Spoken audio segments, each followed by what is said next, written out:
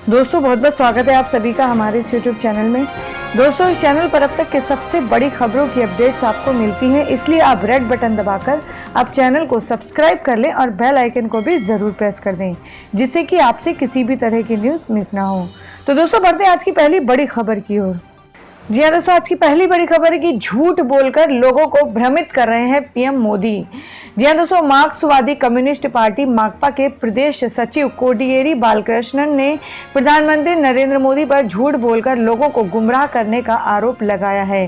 श्री लालकृष्णन ने ईश्वर का नाम लेने वालों को झूठे मामले में फंसाने की मोदी के आरोप पर टिप्पणी करते हुए शुक्रवार को यहां संवाददाताओं से कहा कि श्री मोदी लोगों को, विशेषकर श्रद्धालुओं को भ्रमित करने की कोशिश कर रहे हैं ताकि केरल सरकार की छवि धर्म विरोधी की बनाई जा सके। उन्होंने कहा कि केरल में ईश्वर का नाम लेने को लेकर किसी भी श्रद्धालु के खिलाफ एक भी मामला दर्ज नहीं किया गया है।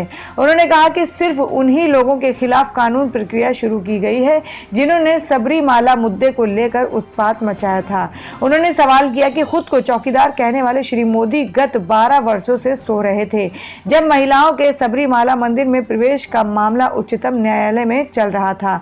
उल्लेखनीय है कि श्री मोदी ने गुरुवार को तिरुवनंतपुरम में पार्टी की विजय संकल्प रैली को संबोधित करते हुए कहा था कि केरल में स्थिति ऐसी है कि कोई भगवान का नाम भी नहीं ले सकता है। माकपा सरकार भगवान का नाम लेने वालों को झूठे मामलों में लोगों को फंसा रही है। जी हाँ दोस्तों, अगली बड़ी खबर की फडणवीस ने प्रज्ञा की टिप्पणी पर कहा यह बयान कभी नहीं दिया जाना चाहिए। जी हाँ दोस्तों, महाराष्ट्र के मुख्यमंत्री देवेंद्र फडणवीस ने शुक्रवार को कहा कि भाजपा उम्मीदवार और मालेगांव विस्फोट मामले की आरोपी प्रज्ञा सिंह ठाकुर को एटीएस के प्रमुख रहे दिवंगत हेमंत करकरे पर विवादित बयान नहीं देना चाहिए था। प्रज्ञा इस बयान को लेकर विवादों में है कि करकरे की मुंबई हमले के दौरान इसलिए मृत्यु हुई क्योंकि उन्होंने मालेगांव विस्फोट मामले की जांच के दौरान उन्हें यातनाएं दिए जाने के लिए उन्हें करकरे श्राप दिया था। इस मामले की जांच के दौरान करकरे राज्य आतंकवाद रोधी दस्ते के प्रमुख थे। फडणवीस ने कहा कि दिवंगत करकरे बहुत बहादुर और तेज तर्रार पुलिस अधिकारी थे और उन्हें हमेशा शहीद के तौर पर याद किया जाएगा। साध्वी प्रज्ञा की टिप्पणी उनकी निजी राय है और हम इसका समर्थन नहीं करते। उन्होंने कहा उन्होंने माफी भी मांगी है और कहा है कि यह बयान व्यक्तिगत दर्द के कारण दिया है। हालांकि मुझे लगता है कि इस तरह के बयान कभी नहीं दिए जाने चाहिए। जी हाँ दोस्तों, अगली बड़ी खबर है कि पाकिस्तान पर हमला करने से सक्षम पीएम के लिए हमने बीजेपी से किया गठबंधन। जी हाँ दोस्तों, शिवसेना प्रमुख उद्धव ठाकरे ने गुरुवार को कहा कि उन्होंने भारतीय जनता पार्टी भाजपा के साथ नए सिरे से गठबंधन इसलिए किया क्योंकि उनकी पार्टी ऐसा प्रधानमंत्री चाहती है जिसके पास पाकिस्तान पर हमला करने की हिम्मत हो। ठाकरे ने अपनी पार्टी के उम्मीदवार चंद्रकांत खैरे की चुनावी रैली को संबोधित करते हुए भाजपा के साथ गठबंधन नहीं करने के अपने वादे से पलटने के बारे में कहा। हम ऐसा प्रधानमंत्री चाहते हैं जो पाकिस्तान में घुसकर उस पर हमला कर सके। हमने इसी कारण गठबंधन किया है। मैंने मराठवाड़ा और महाराष्ट्र के कल्याण के लिए भी भाजपा के साथ गठबंधन किया है। उन्होंने कहा कि कांग्रेस जम्मू कश्मीर को विशेष दर्जा देने वाले संविधान के अनुच्छेद 370 को समाप्त नहीं करना चाहती है, जबकि उनकी पार्टी चाहती है कि जम्मू कश्मीर में भी वे सारे कानून लागू हों जो शेष भारत में लागू होते हैं। ठाकरे ने असदुद्दीन ओवैसी की आलोचना करते हुए कहा कि वह मुसलमानों को दुश्मन नहीं मानते हैं। उन्होंने कहा कि महाराष्ट्र के पूर्व मुख्यमंत्री अब्दुल रहमान अंतुले के पुत्र नवीद अंतुले के साथ 2 ही दिन पहले ही उन्होंने मंच साझा किया था। उल्लेखनीय है कि बीड़ से राकपा नेता एवं पूर्व मंत्री जयदत्त क्षीरसागर भी शुक्रवार को ठाकरे के साथ मंच पर देखे गए। हालांकि इस बारे में कोई औपचारिक घोषणा नहीं हुई है, लेकिन ठाकरे ने संकेत दिए कि क्षीरसागर शिवसेना में शामिल हो चुके हैं। जी हाँ दोस्तों, अगली बड़ी खबर की बीजेपी ने पल्ला झाड़ा तो करकरे पर अपने बयान के लिए साध्वी ने मांगी माफी। जी हाँ दोस्तों, मुंबई हमले के दौरान शहीद हुए तत्कालीन एटीएस चीफ हेमंत करकरे को लेकर भोपाल सीट से बीजेपी उम्मीदवार साध्वी प्रज्ञा सिंह द्वारा दिए गए बयान से बीजेपी द्वारा पल्ला झाड़ने के बाद साध्वी प्रज्ञा ने अपने बयान के लिए माफी मांगी है। साध्वी प्रज्ञा द्वारा मुंबई हमले में शहीद हुए हेमंत करकरे को लेकर दिए गए बयान पर चौतरफा घिरी बीजेपी ने साध्वी प्रज्ञा सिंह के बयान से पल्ला झाड़ते हुए एक बयान जारी कर दिया कि भारतीय जनता पार्टी हेमंत करकरे भाईचारे को शहीद मानती है और उनका पूरा सम्मान करती है। पार्टी की तरफ से जारी बयान में कहा गया है कि साध्वी प्रज्ञा द्वारा दिया गया बयान उनकी निजी राय है। भाजपा का मानना है कि करकरे बहादुरी के साथ आतंकवादियों से लड़ते हुए मारे गए। भाजपा ने हमेशा उन्हें शहीद माना है। जी हाँ दोस्तों, अगली बड़ी खबर है कि ममता बनर्जी का तंज, पश्चिम बंगाल में बीजेपी को मिलेगा एक रसगुल्ला। जी हाँ दोस्तों, पश्चिम बंगाल के मुख्यमंत्री ममता बनर्जी ने शुक्रवार को कहा कि उनके प्रदेश में भारतीय जनता पार्टी भाजपा को चौंकाने वाले नतीजे मिलने की उम्मीद है, क्योंकि यहां पार्टी को रसगुल्ला शून्य मिलेगा। ममता बनर्जी ने यह तंज केंद्रीय वित्त मंत्री अरुण जेटली की एक टिप्पणी पर कसा है। जेटली ने कहा कि आगामी लोकसभा चुनाव में पूर्वोत्तर बंगाल और ओडिशा में चौंकाने वाले नतीजे आएंगे। उन्होंने कहा कि इस बात में भी संदेह है कि भाजपा को उत्तर प्रदेश में 13 भी सीटें आएंगी। उनका दावा है कि भाजपा को देश भर में 100 सीटें भी नहीं आएंगी। बालूरघाट में एक जनसभा को संबोधित करते हुए बनर्जी ने कहा कि वित्त मंत्री जेटली ने कहा है कि बंगाल और ओडिशा चौंकाएंगे। मैं कहती हूं कि बंगाल में वे भाजपा रसगुल्ला और राजभोग पाकर चकित रहेंगे। जेटली ने गुरुवार को एक ट्वीट में कहा था कि पूर्वोत्तर बंगाल और ओडिशा इस लोकसभा चुनाव में चौंकाने वाले परिणाम देंगे। वर्तमान में बंगाल में भाजपा के 2 सांसद हैं। दार्जिलिंग से एसएस अहलूवालिया और आसनसोल से बाबुल सुप्रियो सांसद हैं। बनर्जी ने जेटली को चाय वाला प्रधानमंत्री सरकार का केतली वित्त मंत्री बताया। तृणमूल कांग्रेस सुप्रीमो ने पूछा, उन्होंने बंगाल के लिए क्या किया? उनको लोग क्यों वोट देंगे? उन्होंने कुछ नहीं किया है। जी हाँ दोस्तों, अगली बड़ी खबर है कि देश में गरीबी वही हटा सकता है जिसने करीब से देखी हो गरीबी। जी हाँ दोस्तों, भारतीय जनता पार्टी के राष्ट्रीय अध्यक्ष अमित शाह ने कहा कि देश में गरीबी वही हटा सकता है जिसने गरीबी देखी हो। प्रधानमंत्री नरेंद्र मोदी ने गरीबी करीब से देखी है, इसलिए गरीबी सिर्फ वही हटा सकते हैं। उन्होंने गरीबी हटाने के लिए बारामती से कांचन राहुल कुल को भारी मतों से विजय बनाने की अपील की है और कहा कि कांचन की जीत से ही नरेंद्र मोदी दोबारा प्रधानमंत्री बनेंगे। अमित शाह शुक्रवार को बारामती में भाजपा शिवसेना रासप राष्ट्रीय समाज पक्ष के उम्मीदवार कांचन राहुल कुल के प्रचार में आयोजित जनसभा को संबोधित कर रहे थे। उन्होंने कहा कि गरीबी किसी भी कीमत पर शरद पवार राहुल गांधी की कंपनी खत्म नहीं कर सकती। इन लोगों ने अपने परिवार से आगे जाकर जनता के लिए कुछ नहीं किया है। शरद पवार ने सिर्फ अपने परिवार के लिए काम किया है। शाह ने शरद पवार पर तंज कसते हुए कहा कि पवार बताएं कि उन्होंने महाराष्ट्र की जनता के लिए क्या किया है। शाह ने कहा कि प्रधानमंत्री मोदी ने परिवारवाद को समाप्त करने का काम किया है। नेहरू परिवार की 5 पीढ़ियां तो देश पर राज करती रहीं। इन लोगों ने गरीबी हटाने का आश्वासन दिया, लेकिन गरीबी नहीं हटी। राहुल गांधी फिर से गरीबी हटाने का झूठा आश्वासन दे रहे हैं। उन्होंने कहा कि प्रधानमंत्री नरेंद्र मोदी ने सही अर्थों में गरीबी हटाने का काम किया है। पिछले 5 वर्षों में करोड़ों युवकों के जीवन में परिवर्तन लाने का काम प्रधानमंत्री ने किया है। करोड़ों लोगों को मुफ्त गैस कनेक्शन, शौचालय, बिजली कनेक्शन, घर देने का काम प्रधानमंत्री ने किया है। अमित शाह ने कहा कि देश को सुरक्षित रखने, पाकिस्तान को करारा जवाब देने, देश की प्रतिष्ठा बढ़ाने का काम शरद पवार राहुल गांधी कंपनी नहीं कर सकती है। ये काम सिर्फ प्रधानमंत्री नरेंद्र मोदी ही कर सकते हैं। जी हाँ दोस्तों, अगली बड़ी खबर है कि हार्दिक पटेल को मारा तमाचा। जन आक्रोश रैली को संबोधित कर रहे थे हार्दिक पटेल।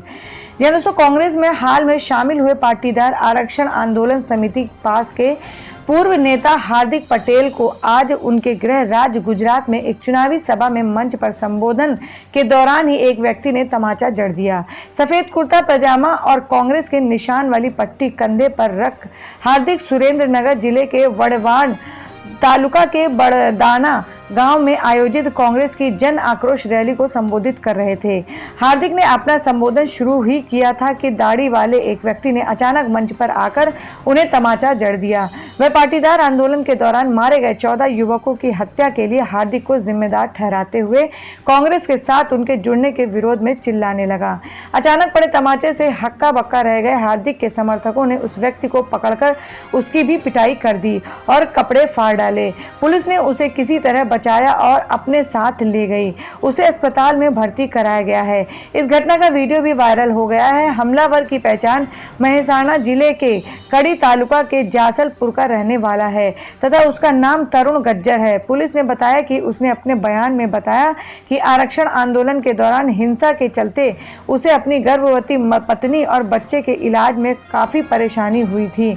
उनके जातिवादी रवैये के चलते 14 पाटीदार युवकों की जान उस दौरान चली गई थी। हार्दिक हिटलर की तरह बर्ताव करते थे। उसने तभी सोचा था कि वह हार्दिक को सबक सिखाएंगे। वह पाटीदार समुदाय का नहीं है। उसने बाद में अस्पताल में पत्रकारों से बातचीत में भी यह बात दोहराई। उसने बताया कि उसे किसी ने हार्दिक पर हमले के लिए नहीं भेजा था। हार्दिक ने तमाचा पड़ने के बाद भी अपना संबोधन जारी रखा। बाद में पत्रकारों से उन्होंने कहा कि यह उन्हें डराने के लिए भाजपा की साजिश है। हमलावर बाहरी है, स्थानीय नहीं है। भाजपा हार के डर से ऐसा कर रही है। यह पूछे जाने पर कि हमलावर ने उन पर पाटीदार आंदोलन के दौरान मारे गए 14 युवकों के शव पर राजनीति करने का आरोप लगाया। हार्दिक ने कहा कि हमलावर की बात को वह नहीं सुन पाए, पर अगर उसे कोई नाराजगी भी थी तो वह बात कर सकता था। सीधे आतंकी की तरह मारना सही नहीं है। उन्होंने कहा कि वे पुलिस को इस बारे में इसलिए औपचारिक सूचना देंगे ताकि भविष्य में उनकी हत्या या गंभीर हमले होने पर इसकी जिम्मेदारी तय हो सकती है। हार्दिक ने वड़वान थाने से इस संबंध में मामला दर्ज कराया। उन्होंने हालांकि राज्य सरकार की ओर से सुरक्षा की पेशकश ठुकरा दी। उन्होंने कहा कि ये सुरक्षाकर्मी केवल सरकार की ओर से जासूसी करेंगे। जी हाँ दोस्तों, अगली बड़ी खबर है कि प्रियंका चतुर्वेदी ने शिवसेना का दामन थामा। बदसलूकी करने वालों के संरक्षण दिए जाने से नाराज थी। लोकसभा का टिकट नहीं मिलने और पार्टी में उनसे बदसलूकी करने वालों को संरक्षण दिए जाने से नाराज श्रीमती प्रियंका चतुर्वेदी ने कांग्रेस छोड़ने के बाद शुक्रवार को शिवसेना का दामन थाम लिया। श्रीमती चतुर्वेदी ने कांग्रेस प्रवक्ता एवं संचार विभाग के संयोजक पद के साथ साथ पार्टी की प्राथमिक सदस्यता से कल अपना इस्तीफा कांग्रेस अध्यक्ष राहुल गांधी को भेज दिया था। उन्होंने आज यहां शिवसेना प्रमुख उद्धव ठाकरे की मौजूदगी में आयोजित संवाददाता सम्मेलन में शिवसेना की सदस्यता ग्रहण की। उन्होंने संवाददाता सम्मेलन में कहा कि वह 10 साल से कांग्रेस की निस्वार्थ से सेवा कर रही थी और उन्होंने हमेशा महिलाओं के सम्मान के लिए काम किया। उन्होंने कहा कि जब एक महिला के साथ दुर्व्यवहार होता है और उसको लेकर सुध नहीं ली गई तो इससे वह आहत हुई और कांग्रेस हाईकमान को भी उन्होंने अपनी पीड़ा बताई, लेकिन बदसलूकी करने वालों को बाहर का रास्ता दिखाने की बजाय फिर पार्टी में लाया गया। यह एक महिला का अपमान है और महिलाओं के सम्मान के लिए ही उन्होंने कांग्रेस छोड़ी है। उन्होंने माना कि वह कांग्रेस के टिकट पर लोकसभा का चुनाव लड़ना चाहती थी, लेकिन कहा कि उन्होंने टिकट नहीं मिलने के कारण पार्टी नहीं छोड़ी है। एक सवाल पर उन्होंने ये भी कहा कि उत्तर प्रदेश के मथुरा से उन्हें लगाव है, लेकिन इस सीट से उन्होंने टिकट की मांग नहीं की। श्रीमती चतुर्वेदी ने कहा कि वह सोच समझकर और महिलाओं के प्रति अपनी जिम्मेदारी को अच्छी तरह से समझते हुए शिवसेना में शामिल हो रही हैं। उन्होंने कहा कि वह मुंबई में पली बड़ी हूं और वह जानती हैं कि मुंबई में रहने वाले लोगों के दिलों पर शिवसेना राज करती है। शिवसेना के लिए उनके मन में विशेष सम्मान रहा है। पार्टी के युवा नेतृत्व और उनकी सोच को देखते हुए वह शिवसेना में शामिल हो रही हैं। जी हाँ दोस्तों, अगली बड़ी खबर की गठबंधन की सुगबुगाहट फिर तेज हुई। आप ने कांग्रेस को दिया सोमवार तक का समय। दिल्ली में आप और कांग्रेस के बीच गठबंधन को लेकर दोनों पक्षों में बातचीत पर पूर्ण विराम लगने की आशंकाओं के बीच एक बार फिर शुक्रवार को सीटों के बंटवारे पर दोनों दलों के बीच सकारात्मक संकेत मिले हैं। आपने गठबंधन की बातचीत को अंजाम तक पहुंचाने के लिए कांग्रेस को सोमवार तक का समय दिया है। इसके लिए पार्टी ने अपने 3 उम्मीदवारों के शनिवार को होने वाले नामांकन को स्थगित कर दिया है। आपकी दिल्ली इकाई की संयोजक गोपाल राय ने बताया कि अब सोमवार को आपके शेष 6 उम्मीदवारों का नामांकन होगा। उन्होंने कहा कि कांग्रेस को उसके रुख पर पुनर्विचार करने के लिए मौका देने के चलते पार्टी ने यह फैसला किया है ताकि गठबंधन को लेकर कांग्रेस के साथ चल रही बातचीत निर्णायक स्थिति में पहुंच सके। उल्लेखनीय है कि आपके पश्चिमी दिल्ली से उम्मीदवार बलवीर सिंह जाखड़ बृहस्पतिवार को नामांकन पत्र दाखिल कर चुके हैं। शनिवार को पार्टी के 3 अन्य उम्मीदवारों के नामांकन का पूर्व निर्धारित कार्यक्रम तय था। इस बीच आपके सूत्रों ने कांग्रेस नेतृत्व के साथ गठबंधन पर बातचीत सकारात्मक दिशा में बढ़ने की जानकारी दी है। जी हाँ दोस्तों, अभी भी एक और बड़ी खबर आ रही कि मालिक की जान बचाने के लिए 4 कुत्तों ने किया ऐसा काम कि जानकर आप रो पड़ेंगे। जी हाँ दोस्तों, अब आज के दौर में परिवार के सदस्य बुरे वक्त के साथ छोड़ देते हैं, मगर कहते हैं जानवरों की वफादारी का कोई जोड़ नहीं है। आपको जो खबर हम बताएंगे आप सुनकर हैरत में पड़ जाएंगे। 4 कुत्तों ने अपनी जान देकर अपने मालिक के पूरे परिवार की जान बचाई। पूरी घटना सीसीटीवी कैमरे में कैद हो गई। पूरा परिवार सदमे में है। भागलपुर के साहेबगंज में गंगा नदी के किनारे गिरजाघर के बगल में मोसेस परिवार का घर है। उन लोगों ने पग जाति के कुत्ते को पाल रखा था। पग के परिवार में माता पिता के साथ 7 सदस्य रहते हैं। बुधवार की रात पूरा मोसेस परिवार गहरी नींद में सो रहा था। उसी वक्त उस परिवार के लिए मौत बनकर काला नाग यानी एक विशाल जहरीला कोबरा घर के अंदर प्रवेश कर रहा था। उस कोबरे पर नजर रेक्स, ब्लैकी, ब्यूटी और बिंगो नाम के चारों कुत्तों की पड़ी। अपने स्वभाव से विपरीत ये चारों पग सांप के आगे खड़े हो गए। सांप कुत्ते को डसता रहा मगर ये उससे जूझते रहे और भौंकते रहे ताकि मालिक जग जाए। अचानक जब बॉबी मोसेस की आंख खुली और भौंकने की आवाज आई तो उन्होंने घर के अंदर सीसीटीवी पर यह भयावह दृश्य देखा। जब ये बाहर निकले, सांप फण फैलाए बैठा था मगर तब तक कुत्ते ने उसे निडाल कर दिया था। मालिक को देखते चारों कुत्ते निश्चिंत हुए मगर तब तक जहर असर कर चुका था और एक एक कर चारों की मौत उसी वक्त हो गई। ये परिवार बस अब यही सोच रहा है कि ये चारों कुत्ते ना होते तो आज क्या होता। इनकी मौत से परिवार सदमे में है। बॉबी के बच्चों को इन कुत्तों से बेहद लगाव रहता था। अब पग परिवार के 3 सदस्य बचे हैं। 2 दिनों तक बच्चों ने कुछ खाया नहीं। इनकी जिंदगी बचाने को चारों ने अपनी जान दे दी। इस बात से ये और सदमे में है। बॉबी ने चारों मृत पग को घर के पीछे ही दफना दिया ताकि इनकी याद हमेशा जुड़ी रहे। जी हाँ दोस्तों, अगली बड़ी खबर है कि सबरीमाला पर घड़ियाल के आंसू बहा रहे हैं नरेंद्र मोदी। जी हाँ दोस्तों, कांग्रेस पार्टी के केरल में सबरीमाला मुद्दे को लेकर शुक्रवार को एक बार फिर से प्रधानमंत्री नरेंद्र मोदी पर हमला बोला।